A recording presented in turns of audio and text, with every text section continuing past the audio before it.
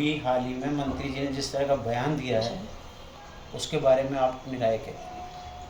देखिए, मंत्री जी जो कि एक बहुत ही अच्छे पद पर हैं, चुन के जनता उनको लेके आई है, इतने उनको जिताया है कोटा उत्तर से, विधायक बनाया है, उसके बाद वो मंत्री भी बने हैं। उसके बाद जैसे इस तरह के बयान आते हैं तो उसको सुन के काफ़ी दुख महसूस होता है कि हमारा एक जो वोट है उसकी क्या कीमत रह गई है। जैसे कि अगर देखा जाए कि अगर उन्होंने पहले एक बयान दिया था शहीदों की विधवाओं को लेकर कि वो पैसे लेती हैं, बाद में फिर नाते बैठ जाती हैं। उसके बाद अगर हम बात करें कि यहाँ पे जो रेप ना काफ़ी केसेस काफ़ी बढ़ रहे थे, उसको लेकर जो उन्होंने वहाँ पे पूरे सदन में जो एक बयान दिया कि ना वहाँ पे ये राजस्थान जो है एक मर्दों का प्रदेश है। फिर उसके बाद हालांकि उन्होंने थोड़ा सा फ्लिप भी किया कि मेरे मुंह से मृदा निकल रहा था, लेकिन देखिए सब लोग समझदार हैं। तो ये जो मर्दों का प्रदेश है यहाँ पे एक वहाँ पे रक्षा करी उन्होंने, राजस्थान के एक राज्य की रक्षा करी है। जब भी यहाँ पे अटैक हुए उन्होंने महिलाओं की रक्षा की वजह से मर्दों का प्रदेश है, ना कि जो जिस न संदर्भ में उन्होंने कहा था उस संदर्भ में नहीं।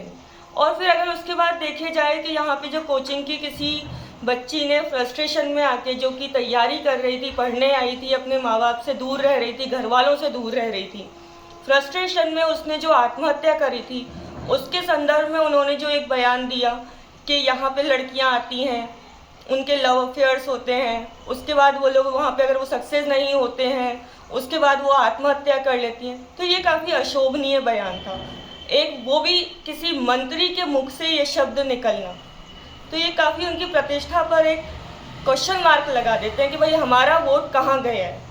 आने वाले टाइम में अगर वो आते हैं तो क्या महिलाएं फिर से सुरक्षित रहेंगी, ये भी एक सवालिया निशान उन पर लग जाता है। महिला होने के नाते आप मंत्री से किस तरह की उम्मीद रखती हैं? आने वाले चुनाव में महिलाएं किस तरह जवाब देंगी? महिला होने के नाते उनसे उम्मीद करी जाती है कि सबसे पहले अगर वो यहाँ पे चुनाव लड़ रहे हैं जैसे, और अगर जीतते हैं तो उनसे उम्मीद यही है कि सबसे पहले महिलाओं की सुरक्षा को लेकर जो भी ना यहाँ पे ना इंतजाम है उसको पुख्ता करें कि भाई महिलाएं आराम से निकल सकें। उनके यहाँ पे उनकी सुरक्षा को लेकर जो भी इंतजाम वो कर सकते हैं इसको लेकर आगे बढ़े। उनकी बेटी बचाओ बेटी पढ़ाओ का जो हम लोग नारा लेके चल रहे हैं, उनकी पढ़ाई के लिए, उनके रोजगार के लिए, उनको आगे बढ़ाने के लिए, इन सब के बाद भी उनको मानसिक तौर पर उनको मजबूत करने को लेकर कोटा उत्तर की महिलाओं को क्या संदेश देना चाहेंगे आप? कोटा उत्तर की महिलाओं को यही संदेश देना चाहेंगे कि अगर जो भी है ना हम लोग सरकार चाहते हैं कि भाई आने वाली जो सरकार हो महिलाओं को लेकर है ना जागरूक रहे, उनकी सुरक्षा के लिए सोचे, उनको मानसिक तौर पर मजबूत करे, तो किसी ऐसे व्यक्ति को लेके आए जो महिलाओं के लिए जिनकी भावनाएं बहुत स्वच्छ हों, बहुत साफ हों, इस तरह की ना हो कि उनके ना उनके लिए उनके कोई आत्मसम्मान के ना ठेस पहुंचाने वाली कोई बात करे। 500 रुपये का जो सिलेंडर और मोबाइल है उसके बारे में आप अपनी राय रखें। 500 रुपये का जो सिलेंडर की बात कही गई है यहाँ पर, वो एक तरह से देखा जाए तो एक ना चुनावी लॉलीपॉप जैसी बात कही गई है, क्योंकि उसमें अभी तक ये क्लियर नहीं है कि वो किसको मिलेगा और कौन इसके लाभ से वंचित रहेगा, और अभी तक किन किन को ये इसका 500 रुपये सिलेंडर का लाभ किन किन को मिल चुका है। मोबाइल के बारे में आप क्या बताएंगे? मोबाइल का भी जो है इसके बारे में जितना न्यूज़पेपर में पढ़ा, जितना लोगों से बातचीत करी, उसमें भी ये चीज़ क्लियर नहीं थी कि ये मोबाइल जो मिलेगा वो किन किन को मिलेगा, अभी तक किन किन को मिल चुका है, जो मोबाइल था वो किस क्वालिटी का था, जहाँ वो लोग लेने गए मोबाइल तो वहाँ पे उनको किन किन परेशानियों का सामना करना पड़ा, कितने दिनों तक उन्हें लाइन में लगना पड़ा, और मोबाइल में भी जैसे ऐसा था कि कुछ में टेक्निकल प्रॉब्लम्स भी निकली हैं। सरकार की 7 गारंटी योजना के बारे में आप क्या कहेंगे?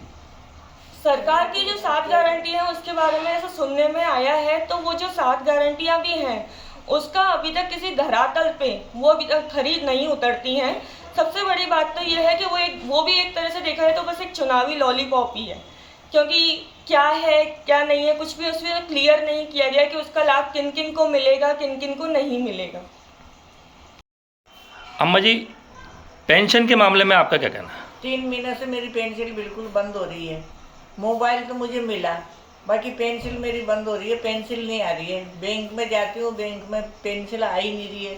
यूँ क्या अदालत में जाओ, अब अदालत में मुझे जाने की टाइम नहीं है, मैं मजदूरी करके खाती हूँ।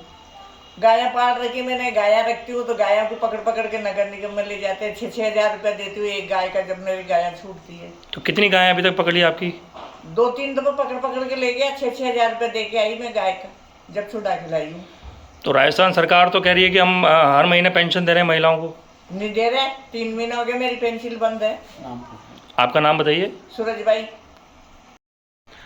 माता जी, राजस्थान सरकार की जन कल्याणकारी योजनाएं जो सरकार ने लागू की हैं, उनमें फ्री बिजली दी जा रही है, सिलेंडर दिया जा रहा है, और भी कई योजनाएं हैं, उसके बारे में आपका क्या कहना है? बहुत ही बयानबाजी है, कुछ भी नहीं है। 100 यूनिट क्या, 1 यूनिट में बिजली फ्री नहीं मिल रही है।